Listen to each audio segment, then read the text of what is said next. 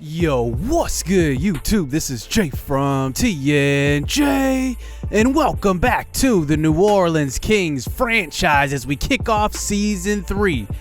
But before hopping into this episode, I do want to ask you guys to keep the family of George Floyd in your prayers.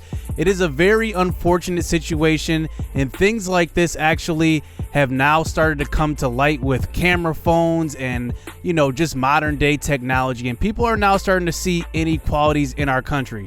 So I ask that all of you guys keep this country and his family and everybody else's families that have lost people to senseless violence in their prayers. If you don't believe in God, please change the narrative at home, change the conversations. Everybody can have a part in making this country great and making this country equal for all people of all races.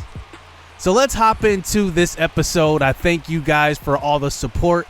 And like I said, this country needs you. It needs everybody to play a part. So let's hop into the action here.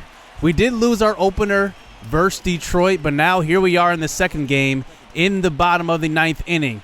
After a lead-off double that time by Carlos Santana, we bring in Billy Hamilton to pinch run, and then Michael Brantley comes up, hits one deep off the right field wall, and that is played, but we thought that was actually not that deep of a hit, and it ended up carrying on the right fielder that time, and we ended up trying to tag.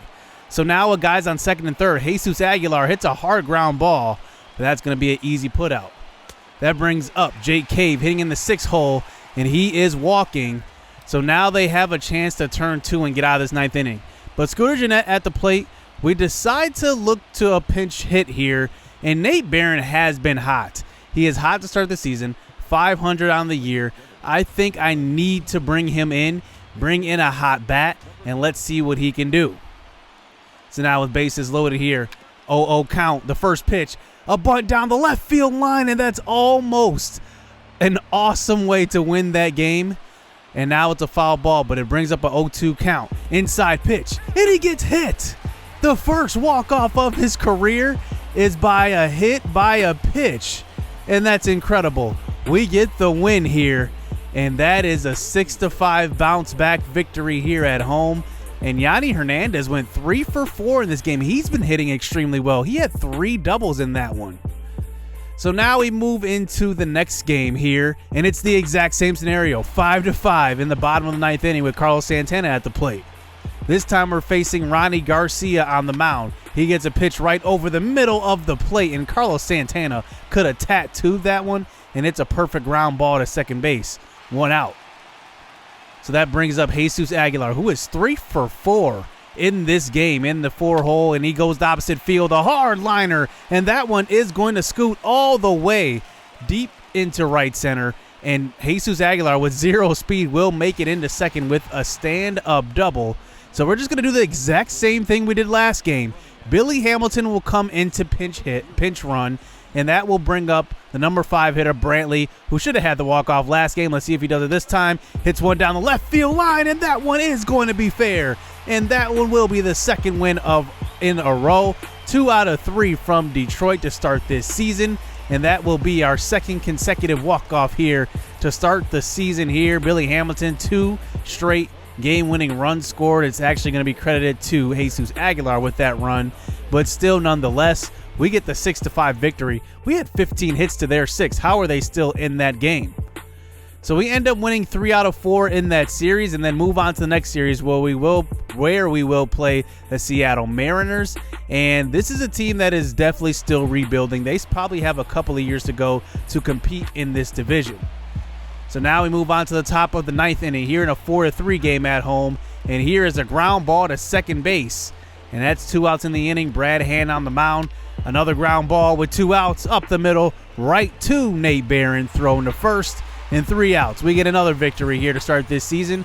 We are actually starting out this year pretty good on offense, I should say. We had 10 hits in this one. Our pitching has been all right. We have been giving up a little bit more runs than I would have thought we would have because our rotation actually got way better. But we're actually winning games early on, so that is a good sign. So here is Justin Thompson here. He's on a big-time hitting streak. Let's see if he can extend it versus the Rangers.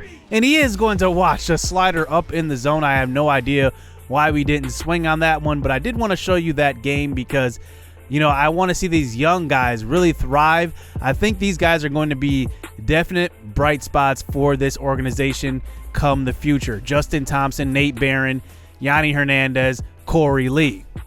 So now let's check out Teddy Polititis here facing the Baltimore Orioles. He is a young guy on our pitching staff right behind Forrest Whitley. And in two starts, I should say, he is 1-0, 113 whip, 12 strikeouts, 2 walks. I mean, he's doing extremely well. He went 7 innings in one game and 8 in the other. So he's off to a pretty good start for his career. So let's see what he can do versus a rebuilding Orioles team as Munoz does lead off for the Orioles and gets a hit to the right side. And Jake Cave comes up throwing to first base. And that's going to be a single here to start out for the Orioles. Now, if you've noticed, we did return back to the Superdome, I call it. It is really the Metrodome.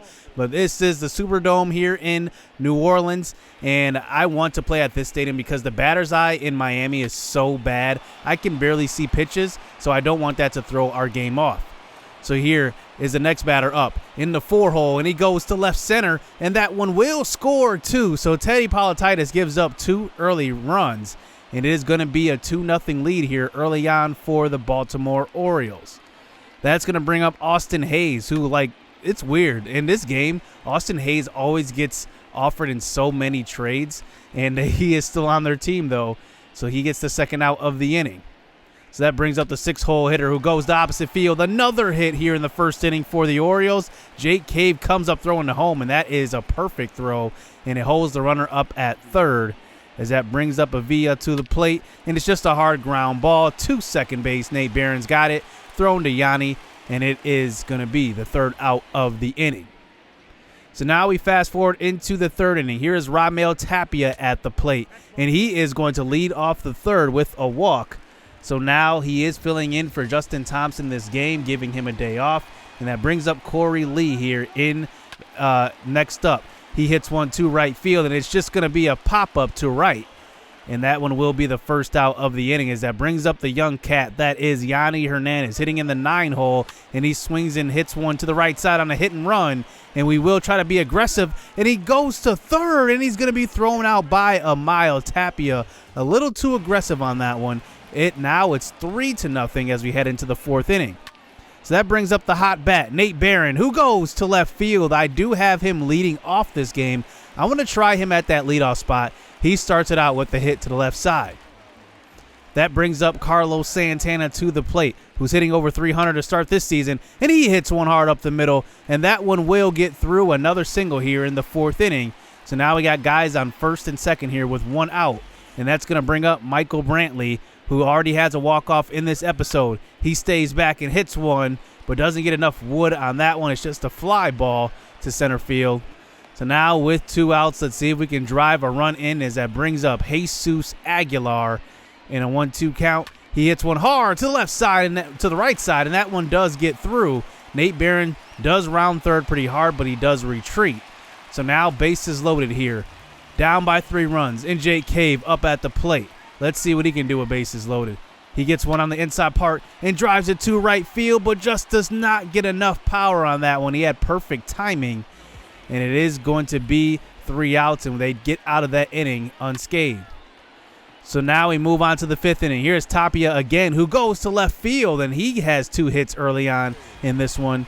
And now he starts out the 5th inning with the leadoff single. That brings up Corey Lee, the young catcher, who goes to right field, and that one will get to the wall in right center. And Tapia does have enough speed to score from first base. It's 3-1. We get 1 on the board here. And now let's see if this one does start a little bit of a rally here. We're only down by 2. And Teddy Polititis is working through these first few innings here as we move on to the 5th. And now he's given us a little bit of a not an easy comeback, but an easier comeback, down by 2 runs. So that brings up Nate Barron here with 1 out. He check swings at a low pitch, and it is going to be ball 4 as he holds up. So now guys on first and second, David Bodi at the plate, who led our team in average last season. Remember, he drives one deep to left field, and that one is going to be curving and it looks like it is going to be foul. So the at-bat will continue here. Ground ball up the middle, and it is just a tailor-made double play. And they get out of that inning. Only 1 run of damage. So now we move on to the 7th inning. Now it's a 5-1 game as Jake Cave leads us off, and he is going to walk here. And as that brings up Corey Lee, who already has a double in this one, and he goes right back to the same gap. This one is a hard hit liner, and it will get to the wall. DJ Stewart will field it off of the center field wall, and it is going to score a runner from first base. So Corey Lee has both RBIs in this game. It's 5-2. Let's see if we can keep this inning going. So Yanni Hernan is at the plate next. He lays one down, and that one is just perfectly laid down. He's going to beat that one out by a mile, and that is going to be a single here for Yanni. As now that brings up the top of our lineup, Nate Barron, who's swinging that hot stick. He gets one over the middle and strokes one to right field, and it's going to be dropped. It looks like the right fielder dove after that one. It didn't seem like he had to dive, but it was a hot shot, and that one will score a run. As, man, these young cats are really, really hot at the plate. And that brings in Chase Gosselin out of the bullpen. Let's see if Bodi can bring a run in. He drives one to left field. It's just a short pop-up, but it does get down. And that one looks like, yes, it will be a single. Yanni Hernandez does not get thrown at third base. And Carlos Santana comes up with bases loaded, and he's watching it. It's now a 5-4 game. After Carlos Santana does get walked, and it walks in a run. So Brantley, can he come through and tie this game up at least? Hard hit up the middle, and it's knocked down by the shortstop, and Brantley on his horse will beat that one out. It is now 5-5, and still bases loaded here in the 7th inning. 1 out, and they decide to change pitchers once again. Jesse Biddle comes out, and just look at him. He's had a tough outing in his first 2 outings here in the to start this season. And that brings up Aguilar, who goes up the middle, and it is going to drive in 1. We're going to send a second, and it will score 2. 7-5 here in the 7th. What a big time comeback here in this inning, and we're still going. That brings up Jake Cave, who does swing and miss at a low curveball, and now 2 outs in this inning. And Raimel Tapia has been hitting the ball well, but it's a lefty versus lefty matchup. So I decide to bring in Justin Thompson to pinch hit for him. They do play the same position, so we're just switching that up. So now on a 2-1 count, he turns on one, and it is going to get through the infield. And now bases loaded once again here, 2 outs. And that is going to bring up Corey Lee, who already has 2 doubles in this game. Let's see if he can come through again. On a 3-2 count, 2 outs. He drives it right back to the same spot. That gets to the wall. His 3rd straight double of this game, and that one will clear the bases. 10-5. What a big 7th inning here for your New Orleans Kings. And there we go. We have a commanding lead as that brings up Yanni. Let's see if he can continue this, but it's just a little ground ball to short, and he will get thrown out by about a step. And that one will move us into the later parts of this game, into the 9th inning as we bring in Nate Jones. And at this point, we're just trying to boost his trade value. So let's see what he's got. Here, facing Baltimore in the 9th inning with a man on second base. He is going to give up a hit to left field, and that one will get 1 run. But let's see if he can calm down here as it brings up the 9-hole hitter. Here's a hit to the right side, and it will get through. So now they got guys on first and second, no outs, in the top of their lineup coming up next.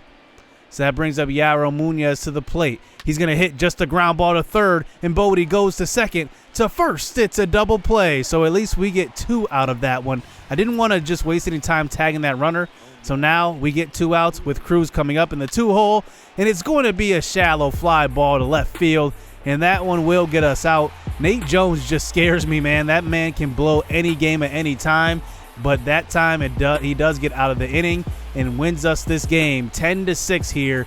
Our young guys are hitting the ball extremely well to start this season. Corey Lee, Nate Barron, and also Yanni Hernandez. Those guys are just getting on base. That's what I love about it. They're just getting on base. I mean, if you can just get on base, you can score runs. You can just see, like we not pinch walk, but we had the walk off on the hit by pitch. And if you just, patient at the plate with these young guys, they have speed.